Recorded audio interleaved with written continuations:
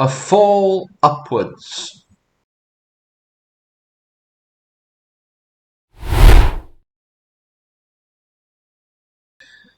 When I was a priest and theologian, I used to think a great deal about the story of Adam and Eve in the Garden of Eden.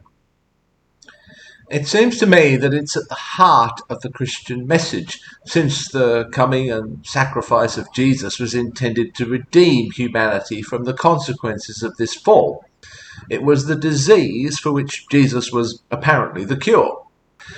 I struggled very much with what Adam and Eve, especially Eve, I've spoken about her role in this before, I struggled with what they were meant to have done that was so bad that it had such dire consequences for humanity and seemingly for the whole of creation.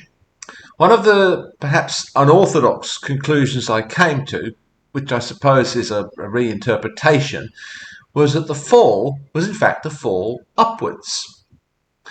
Like most of these ideas, of which I was so proud, I discovered that it was not actually original.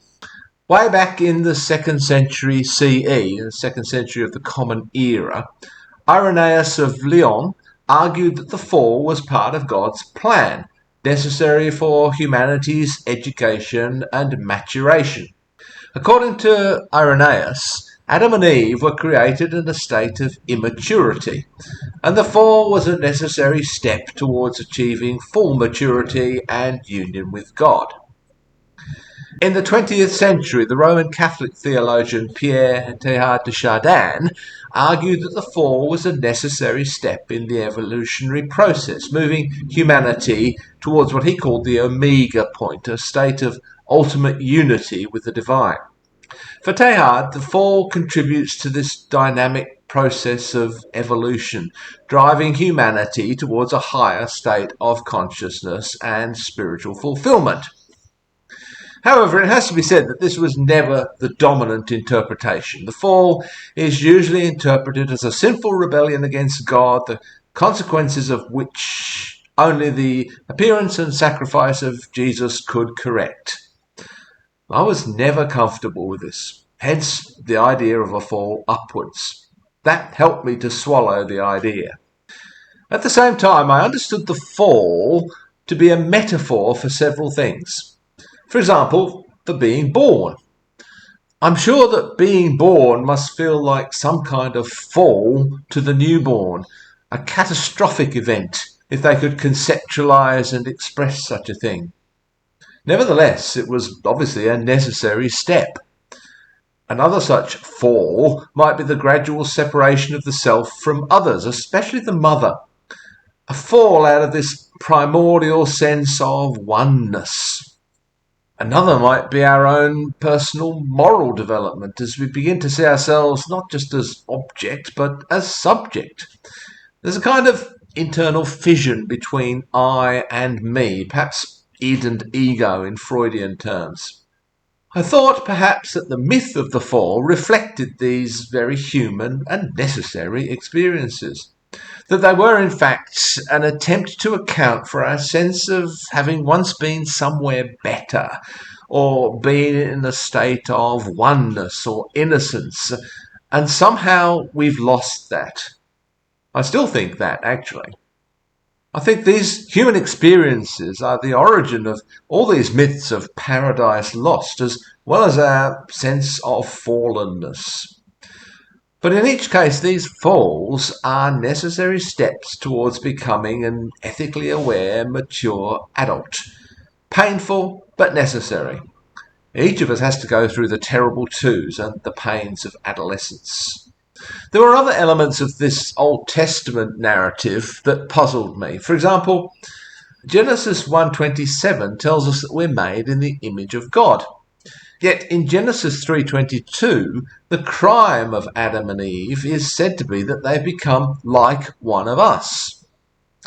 Different Hebrew words have been used here for image and like, so perhaps there's some distinction here in the author's mind. Rabbinical and biblical scholars have used forests worth of paper expounding the significance of the use of these different words here. Image carries the meaning, among others, of being a representation or a reflection. Human beings are representatives of God within creation, but in order to fulfill such a role, they must also reflect certain divine qualities or attributes. Quite what those attributes are is not explained. Is the capacity to make moral judgments one of these? The like in chapter 3, verse 22, seems to be restricted specifically to having a knowledge of good and evil, as God apparently does. Does this mean that human beings at this point became moral beings and that they weren't this before? Or does it mean that they now actually have a personal experience of both good and evil? If it just means that they're now moral beings, able to make moral judgments, it's not clear to me why this would be a bad thing. If it means that they now have a direct personal knowledge and experience of good and evil, this presumably means that God also has direct experience of both, which I think ought to trouble theologians.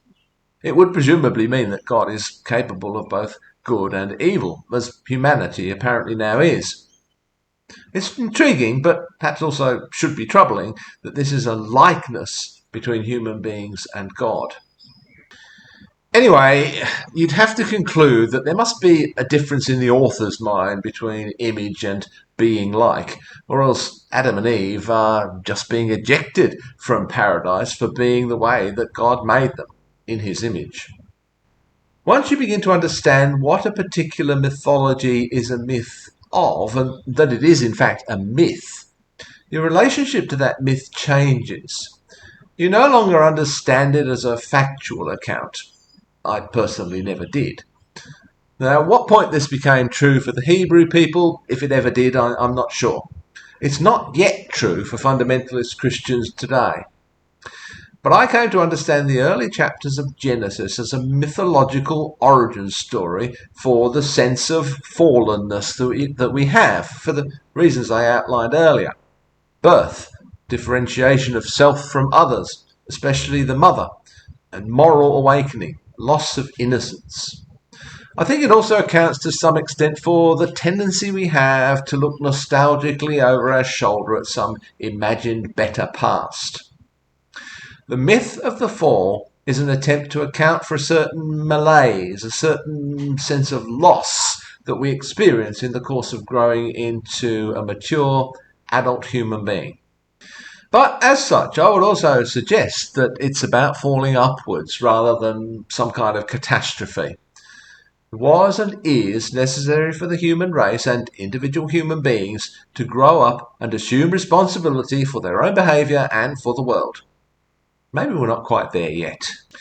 Now, I'm not actually saying that this is how the author of that particular strand of the Genesis narrative actually intended this passage to be understood. In all likelihood, it wasn't. Probably the author saw this as a sinful act of disobedience, and the punishment that followed was intended to account for the terrible realities of life. Life is hard. Life is a struggle, because human beings disobeyed God and forfeited the right to eternal life. This is probably what the author intended, and it certainly represents the mainstream of rabbinic and Christian interpretation. Understood in that sense, I think the myth is a hindrance rather than a help in understanding our place in this world.